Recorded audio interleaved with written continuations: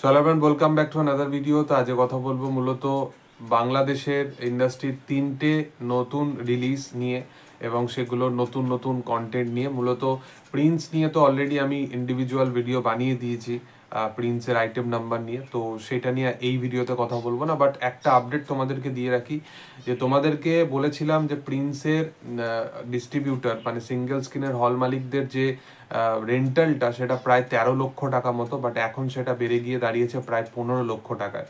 মানে বুঝতে পারছো, একটা সিনেমা যে সিনেমার মানে হল মালিকেরা বা যে ইন্ডাস্ট্রির হল মালিকেরা এতদিন ধরে ওয়েট করেছিল তাদের একটা বড় গ্র্যান্ডার লেভেলের সিনেমা তাদের সিনেমাতে আসবে, এবং বাংলাদেশে যেহেতু তাদের রিজনাল ল্যাঙ্গুয়েজেরই ভাষায় সিনেমা তৈরি হয়, তো সেখানে তাদের হল মালিকদের কাছে আর অন্য অপশনাল কিছু থাকে না।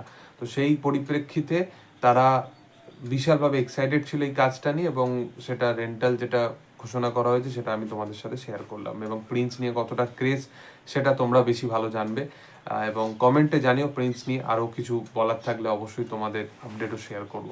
এর পাশাপাশি দুটো নতুন কাজ, দম এবং আফরান নিশো অভিনীত সিনেমা, এবং তার পাশাপাশি সিয়াম আহমেদ অভিনীত সিনেমা রাক্ষস বলে যে কাজটা, এই দুটো সিনেমার নতুন গান আসে।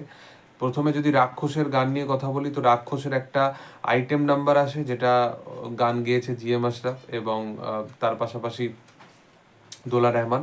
তো এরা দুজন মিলে গানটা গেয়েছে এবং গানটার নাম হচ্ছে বিলেত রাজা বলে। এবং এখানে আমরা মূলতভাবে সিয়ামকে পারফর্ম করতে দেখতে পাচ্ছি।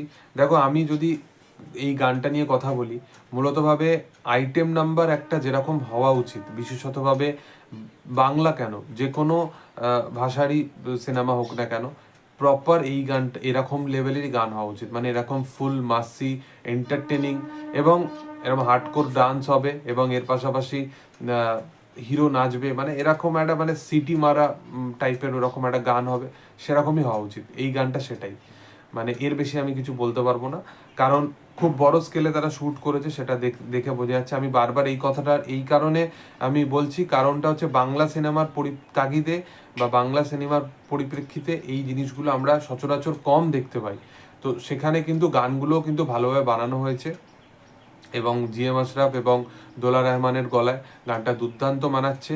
সিয়ামের পারফরমেন্স মারাত্মক, নাটালিয়ার পারফরমেন্স মারাত্মক। তো রাক্ষসের এখনো পর্যন্ত যে কন্টেন্ট এসছে আমার সেগুলো মানে অ্যাপ্রিসিয়েবল অবশ্যই লেগেছে, শুধুমাত্র টিজারটা বাদ দিয়ে, কারণ টিজারটা আমার খুব বেশি খাস লাগেনি। এর পাশাপাশি অন্য যে সিনেমাটা আসছে দম, যেটা আফরান নিশো পরিচালিত সিনেমা, এই অভিনীত সিনেমা, এবং এই সিনেমাটা নিয়ে আমি মূলতভাবে বিশাল এক্সাইটেড আছি। এবং এই সিনেমারও গতকালকে একটা গান আসে কোথায় পাবো তাহারে বলে, এবং সেই গানটাও দুর্দান্ত একটা গান। মানে সত্যি কথা বলতে আফরান নিশো একজন মারাত্মক লেভেলের একজন অভিনেতা, এবং আমি বারবার বলেছি যে নিশো যে যা ডেলিভার করে দেবে, মানে শুধুমাত্র বাংলাদেশেই কেন, পুরো বাংলা মিলিয়ে নিশোর মতো অভিনেতা খুব কমই আছে। তো আফরান নিশো এই গানটার মধ্যেও সে যেরকমভাবে এক্সপ্রেশন দিচ্ছে, সেই ক্যারেক্টারটা মানে এত লেভেলে ব্রেকডাউন হয়ে গেছে, তার পার্সোনাল লেভেলে সে তার ওয়াইফকে দেখতে পাচ্ছে। তো এই বিষয়গুলোকে যেভাবে ওখানে ডিসক্রাইব করা হয়েছে সেগুলো সত্যি মানে দেখে খুব ইমোশনালি মানে মনে হচ্ছে তাকে, এবং খুব ইমোশনাল একটা ফিল করা যাচ্ছে মানে অ্যাজ এ অডিয়েন্স হিসাবে। কারণ এই টিজার ট্রেলার দেখে তো পুরো সিনেমাটা বোঝা মুশকিল, বাট তারপরেও ক্যারেক্টারটার সাথে এত বেশি কানেকটিভ ফিল হয়। এবং ইমরান মেহমাদুল এই গানটা গেয়েছে, এবং দুর্দান্ত মানে দারুণ একটা গান। তো আমার পার্সোনালি প্রত্যেকটা কন্টেন্টই খুব অ্যাপ্রিসিয়েবল লাগছে, এবং হোপফুলি 3টে কাজই খুব ভালো হবে নিজের জায়গায়।